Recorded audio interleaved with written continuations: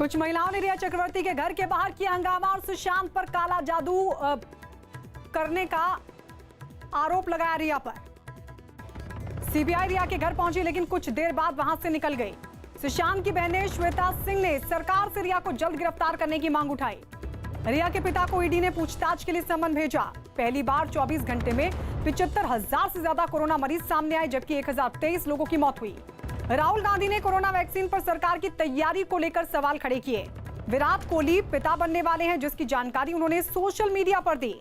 LOC पर firing का मुंह तोड़ जवाब देते हुए भारतीय सेना ने पाकिस्तान के 2 सैनिक ढेर कर दिए। जीएसटी काउंसिल की ऑनलाइन बैठक जारी, जिसमें 2 व्हीलर पर 28 की जगह 18% टैक्स करने समेत कई अहम फैसले हो सकते हैं।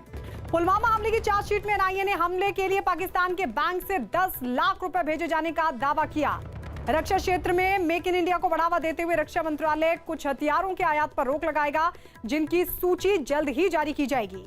अफगानिस्तान की राजधानी काबुल में बाढ़ से मची तबाही की वजह से अब तक 110 लोगों की मौत हो गई। ओडिशा के सीएम नवीन पटनायक ने एनईईटी और जेईई टालने के लिए पीएम मोदी से फोन पर बातचीत की। एनईईटी और जेईई पर 150 शिक्षाविदों ने पीएम मोदी को चिट्ठी लिखकर फैसले का समर्थन किया और विरोध दरकिनार कर परीक्षा समय पर कराने की अपील की। महागठबंधन छोड़ने वाले जीतन राम मांझी ने नीतीश कुमार से की मुलाकात, जिसके बाद उनका एनडीए में वापस आना तय। आरबीआई गवर्नर शक्तिकांत दास ने बैंकिंग सिस्टम को फिलहाल सही स्थिति में बताया। अवमानना केस में सुप्रीम कोर्ट ने विजय माल्या की पुनर्विचार याचिका पर फैसला सुरक्षित रख लिया। दुनिया के सबसे अमीर व्यक्ति अमेजॉन के फाउंडर जेफ बेजोस की संपत्ति भारतीय रुपयों के हिसाब से 14,85,000 करोड़ हुई। दिल्ली में फिर कोरोना मरीज बढ़ने के पीछे मास्क नहीं पहनने को भी वजह बताया गया। टिकटॉक के सीईओ केविन मेयर ने इस्तीफा दे दिया। लखनऊ में प्रशासन ने अवैध कब्जे के आरोप में मुख्तार अंसारी की 2 इमारतों को गिरा दिया। अमेरिकी सांसद जो विल्सन ने जीडीपी बढ़त दर पर पीएम मोदी की तारीफ की। शिवसेना ने कांग्रेस में नेतृत्व पर सवाल उठाने वाले वरिष्ठ नेताओं पर निशाना साधा। नीट के लिए 9 लाख में अब तक 7 लाख से ज्यादा एडमिट कार्ड डाउनलोड कर लिए गए। एक दिन की राहत के बाद आज फिर दिल्ली में मेट्रो के दाम 10 पैसे प्रति लीटर बढ़ गए। एम्स ने दावा किया कि कोरोना वायरस से केवल फेफड़े ही नहीं बल्कि बाकी अंगों को भी खतरा है। राजस्थान में 7 सितंबर से धार्मिक स्थल खोलने का फैसला लिया गया। यूपी के पूर्व सीएम अखिलेश यादव ने ट्वीट कर नीट और जेईई कराने का विरोध किया। दिल्ली में सब्जियों के दाम में तेजी आई। दरियागंज सब्जी मंडी में धनिया 200 रुपए और मिर्च 50 रुपए किलो हुई। यूपी के ग्रेटर नोएडा में नाबालिग लड़की के रेप के आरोप में एक युवक को गिरफ्तार किया गया। रोहतक पीजीआई में कोरोना वैक्सीन के ट्रायल का पहला चरण पूरा हुआ। भारतीय चिकित्सा अनुसंधान परिषद आईसीएमआर ने बताया कि उसके ट्विटर अकाउंट से छेड़छाड़ की गई। दिल्ली सरकार ने पोस्ट कोविड क्लिनिक की शुरुआत की, जिसमें कोरोना के ठीक हो चुके मरीजों में फिर से लक्षण आने पर उनका इलाज किया जाएगा। दिल्ली बीजेपी अध्यक्ष आदेश गुप्ता ने उपराज्यपाल अनिल बैजल को एक खत लिखा और राजधानी में जिम खोलने की मंजूरी देने की मांग की। सीएम ममता बनर्जी ने कोरोना संकट से निपटने के लिए सभी राज्यों को पीएम केयर्स फंड से मदद देने की मांग उठाई। दावा किया गया कि कर्ज की वजह से दिल्ली के चांदनी चौक में गहने की दुकान चलाने वाले 2 भाइयों ने खुदकुशी कर ली। यूपी के पंचायती राज मंत्री भूपेंद्र सिंह चौधरी कोरोना पॉजिटिव पाए गए, जिसके बाद उन्हें अस्पताल में भर्ती करवाया गया।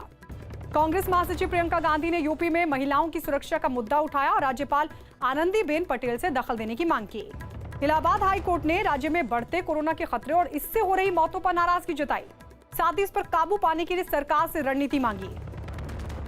कांग्रेस ने पी चिदम्बरम और दिग्विजय सिंह समेत 5 सदस्यों की कमेटी बनाई, जो केंद्र के अध्यादेशों पर पार्टी की राय तय करेगी।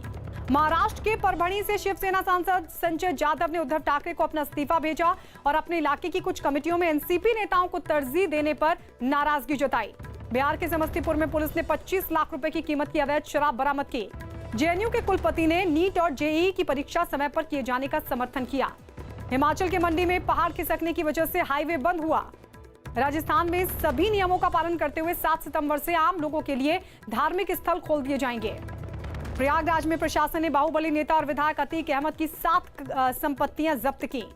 रिया मामले में ड्रग्स तस्कर गौरव वारिया की तलाश में एनसीबी ने गोवा के कुछ इलाकों में छापेमारी की। दिल्ली बीजेपी ने केजरीवाल सरकार पर आरोप लगाया कि वो कोरोना संकट में लोगों को अच्छी ट्रांसपोर्ट सुविधा देने में नाकाम रही। साथ ही बीजेपी ने केंद्र से मेट्रो चलाने की मांग की। हिमाचल प्रदेश के मनाली में होटल एसोसिएशन ने 1 अक्टूबर से पर्यटकों के लिए होटल खोलने का फैसला किया। पटना नगर निगम पर्यावरण को बचाने के लिए सितंबर में साइकिल योजना शुरू करेगा, जिसके तहत लोग छोटी दूरी के लिए साइकिल किराए पर ले सकेंगे। झारखंड सरकार ने राज्य के लोगों को देवघर में वैद्यनाथ मंदिर के दर्शन के लिए जाने की इजाजत दे दी। मध्य प्रदेश में करीब 10 महीने बाद पुलिस वालों को हफ्ते में एक दिन छुट्टी मिलनी शुरू हुई। पाकिस्तान ने जम्मू कश्मीर के पुंछ में गोलीबारी की, जिसका सुरक्षा बल ने करारा जवाब दिया। बीजेपी ने राज्यसभा उपचुनावों के लिए जफर इस्लाम को उत्तर प्रदेश से उम्मीदवार बनाया। स्वास्थ्य मंत्री हर्षवर्धन ने वीडियो कॉन्फ्रेंसिंग के जरिए राजस्थान के भरतपुर और भीलवाड़ा में 2 नए मेडिकल कॉलेजेस का उद्घाटन किया। भोपाल में सीएम शिवराज सिंह चौहान ने एक वाटर ट्रीटमेंट प्लांट का उद्घाटन किया, जिससे लोगों को पीने का साफ पानी मिल सकेगा। मुहर्रम के मौके पर ताजिया दफन करने की अनुमति मांग करने वाली एक याचिका इलाहाबाद हाई कोर्ट में दाखिल की गई।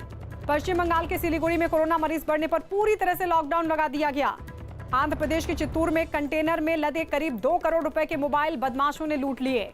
तेलंगाना के करीमनगर में एसीपी केडी मूर्ति की कोरोना से मौत हुई। केरल सरकार ने सचिवालय में लगी आग की जांच के लिए कमेटी बना दी। पश्चिम बंगाल के दुर्गापुर में 4.1 तीव्रता के भूकंप के झटके महसूस किए गए। आंध्र प्रदेश के कृष्णा जिले में पुलिस ने 4 किलो गांजा और अवैध शराब समेत कई चीजें जब्त की। असम के पूर्व CM Tarun Gogoi corona positive पाए गए। ओडिशा सरकार ने भी कोरोना संकट के बीच स्कूलों में सिलेबस 30% तक कम करने का फैसला लिया। संयुक्त राष्ट्र सुरक्षा परिषद में भारतीय मिशन ने पाकिस्तान की तरफ से कश्मीर और आतंकवाद को लेकर बोले गए झूठ की शिकायत की। पाकिस्तान में भारी बारिश और बाढ़ की वजह से 100 लोगों की मौत, जबकि 1000 से ज्यादा लोग बेघर हुए। गुजरात के वडोदरा में पुलिस ने रेलवे में नौकरी देने के नाम पर धोखाधड़ी करने के आरोप में 3 लोगों को किया गिरफ्तार। तेलंगाना में सरकार चला रही टीआरएस ने पूर्व प्रधानमंत्री पीवी नरसिम्हा राव को भारत रत्न देने की मांग उठाई। पश्चिम बंगाल में 9 सितंबर से विधानसभा सत्र की शुरुआत होगी। शिरडी में कुछ गांव के लोगों ने 1 सितंबर से साईं मंदिर खोलने की अपील की और ऐसा नहीं होने पर आंदोलन की चेतावनी दी। अमेरिका ने चीन की 24 कंपनियों पर शिकंजा कसते हुए उनसे जुड़े लोगों के वीजा पर रोक लगा दी। पाकिस्तान में बाढ़ बारिश की वजह से अब तक 90 की मौत हो गई। बलूचिस्तान और सिंध ज्यादा प्रभावित। हांगकांग में पिछले साल हुए सरकार विरोधी प्रदर्शनों से जुड़े आरोपों में पुलिस ने 16 लोगों को गिरफ्तार किया। मालदीव के पूर्व राष्ट्रपति अब्दुल गयूम कोरोना पॉजिटिव पाए गए। न्यूजीलैंड में मस्जिद पर हमले के आरोपी को उम्र कैद की सजा सुनाई गई। यह हमला मार्च 2019 में हुआ था, जिसमें 51 की जान चली गई थी। कोरोना के खतरे के बीच ब्रिटेन में अगले हफ्ते से सभी स्कूलों को दोबारा खोलने की इजाजत दे दी गई। कोमा में होने की अटकलों के बीच उत्तर कोरिया के नेता किम जोंग उन ने पार्टी नेताओं के साथ की बैठक, जिसका वीडियो भी जारी किया गया। अमेरिका में रिपब्लिकन पार्टी की स्टार प्रचारक निकी रनावा हेली ने डोनाल्ड ट्रंप के लिए चुनाव अभियान शुरू किया और पार्टी अधिवेशन में नस्लवाद पर ट्रंप का बचाव किया। दक्षिण कोरिया के जेजू द्वीप पर आए तूफान ने कई मकानों को नुकसान पहुंचाया। 300 से ज्यादा विमानों को भी रद्द करना पड़ा। मॉरिशस के समंदर में कुछ दिनों पहले फैले तेल से कई डॉल्फिन की मौत हो गई। भारत और चीन के बीच बढ़ रहे तनाव के बीच चीन की कंपनी अलीबाबा ने भारत में अपने निवेश की योजना पर रोक लगा दी। युवराज सिंह ने तेज गेंदबाज जसप्रीत बुमराह को टेस्ट क्रिकेट में 400 विकेट का लक्ष्य दिया। आईसीसी की वनडे रैंकिंग में विराट कोहली और रोहित शर्मा टॉप पर बरकरार। दुनिया के दिग्गज फुटबॉलर लियोनेल मेसी के फैंस ने किया प्रदर्शन। खबर ये कि वो बार्सिलोना क्लब छोड़ने वाले हैं।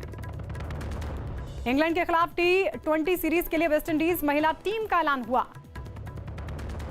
जापान की टेनिस खिलाड़ी नाओमी ओसाका WTA सेमीफाइनल में नहीं खेलेंगी। उन्होंने अमेरिका में एक शख्स की हत्या के विरोध में यह फैसला लिया। आईपीएल टूर्नामेंट का शेड्यूल रविवार को हो सकता है जारी। दुबई में किंग्स 11 पंजाब और राजस्थान रॉयल्स के खिलाड़ियों की तीनों कोरोना रिपोर्ट नेगेटिव आई, जिसके बाद दोनों टीमों ने अभ्यास शुरू किया। भारतीय जूडो खिलाड़ी दीपांशु बालियान को 22 महीने के लिए निलंबित किया गया, क्योंकि पिछले साल उनकी डोप टेस्ट रिपोर्ट पॉजिटिव आई थी। इंग्लैंड और वेस्टइंडीज की महिला टीमों के बीच 5 मैचों की T20 सीरीज का ऐलान किया गया, जिसकी शुरुआत 21 सितंबर से होगी और सभी मुकाबले इंग्लैंड में ही खेले जाएंगे। तैराक वीर धवल नेशनल ट्रेनिंग कैंप के लिए दुबई नहीं जाएंगे, क्योंकि उन्होंने निजी कारणों का हवाला देते हुए अपना नाम वापस ले लिया। ग्रीस की टेनिस खिलाड़ी मारिया साकारी ने सेरेना विलियम्स को हरा दिया और west and southern open tennis tournament के क्वार्टर फाइनल में जगह बना ली। मेजबान इंग्लैंड और पाकिस्तान के बीच तीसरा टेस्ट बारिश की वजह से ड्रॉ हुआ, जिसके बाद इंग्लैंड ने यह सीरीज 1-0 से अपने नाम कर ली। कैरेबियन प्रीमियर लीग के 11वें मैच में सेंट किट्स ने बारबाडोस की टीम को 6 विकेट से हरा दिया, जबकि दूसरे मैच में जमैका ने गयाना को 5 विकेट से मात दी। कैरेबियन प्रीमियर लीग में खेल रहे ड्वेन ब्रावो ने T20 क्रिकेट में अपने 500 विकेट पूरे किए। वेस्टइंडीज के allrounder Dwayne Bravo T20 cricket में 500 विकेट लेने वाले पहले खिलाड़ी बने। आईसीसी की वनडे रैंकिंग में विराट कोहली पहले, जबकि रोहित शर्मा दूसरे पायदान पर बने हुए हैं। सुशांत की बहन श्वेता सिंह ने पीएम मोदी से कंगना रनौत को सुरक्षा देने की मांग उठाई। एकता कपूर ने अपने परिवार और दोस्तों के साथ धूमधाम से गणेश विसर्जन किया।